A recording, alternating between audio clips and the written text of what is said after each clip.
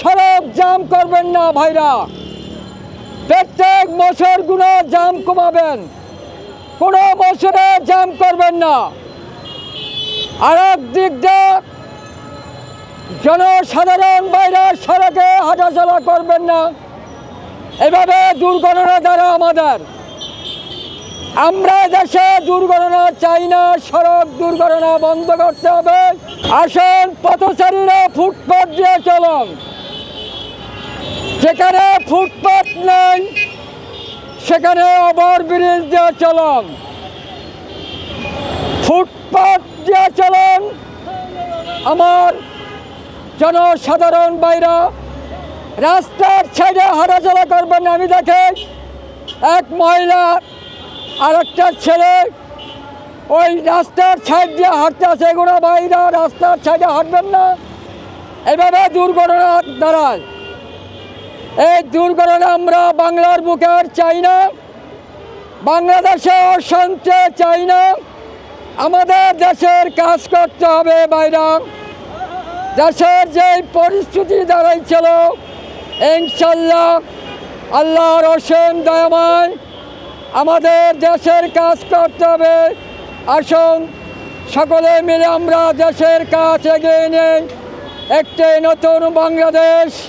আপনাদের ধৈর্য ধরতে হবে, ইলেকশন ইনশাল্লাহ হবে, কিন্তু বাইরে একটু সময় হবে যে বাংলাদেশের প্রধানমন্ত্রী খালেদা জিয়া, আমিও মধ্যে মধ্যে শুনে আল্লাহর রহমতে একটু সুস্থ হয়ে উঠছেন, তিনি যেন ভালো সুস্থ হয়ে যে আমরা দোয়া করে।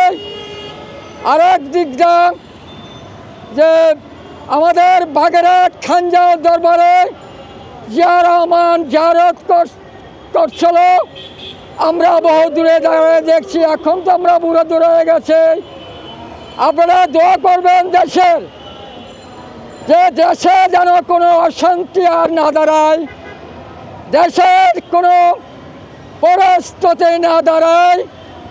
আমাদের সরকার স্যার বলছেন আমরা দেশে কোনো আর অঘটনা চাই না, আমরা দেশের কাজ করতে হবে।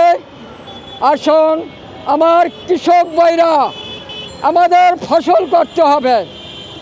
আমি একজন কৃষকের ছেলে, আমার দুনিয়ায় আজকে আপনজন নাই। আমিও মধ্যে মধ্যে অসুস্থ নিয়ে পড়ি বাইতুল মাকারামে, অনেকেই দেখেন। ইনশাল্লাহ আমাদের ইলেকশন হবে সুস্থ ইলেকশন হবে। আর এক দিক দিয়ে কথা যে আমলের সরকার সুস্থ যেন বিচার হয় এই বাংলার বুকে। আমরা বাংলার বুকে আর অশান্তি চাই না। ইনশাল্লাহ আমাদের বাংলাদেশে সুস্থ ইলেকশন হবে আর সুস্থ বিচার চাই হাসিনার। এই দেশ আমাদের মাতৃভূমি বাংলাদেশ, সেই লাল সবুজের পতাকা আমাদের মাঝে নতুন একটা বাংলাদেশ করে গেছে। আমার ছাত্রবাদের আমার স্মরণ, আমিও মধ্যে মধ্যে অসুস্থ হয়ে পড়ে। আমার নাম কালো, আমার আম্মা নাম রেখে গেছিল কালো, মোহাম্মদ কালো তালুকদার।